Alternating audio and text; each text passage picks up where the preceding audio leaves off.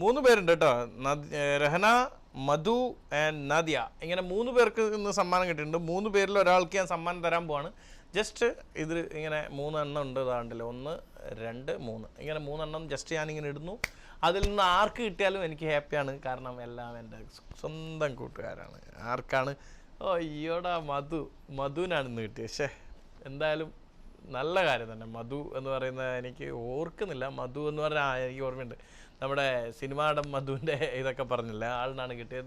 നല്ല കാര്യം. എന്തായാലും മറ്റേ 2 കുട്ടികൾക്കും അടുത്ത ഒരു ഇതിലൊക്കെ കിട്ടും. എന്തായാലും കറക്റ്റായിട്ടുള്ള സമ്മാനമാണ്. അപ്പോൾ താജ് പാലസ് നിങ്ങൾക്ക് സമ്മാനം തരുന്നുണ്ട്. ബാക്കി നാളെ രാത്രി 9:30 നമുക്ക് വീണ്ടും പുത്തിരിക്കോമയുമായിട്ട് ഞാൻ എത്തും. അപ്പോൾ നമുക്ക് വീണ്ടും കാണാം. നാളെ രാത്രി വേറൊരു വെറൈറ്റി ഗെയിമുമായിട്ട് നമുക്ക് വീണ്ടും കാണാം. Tata bye, good night.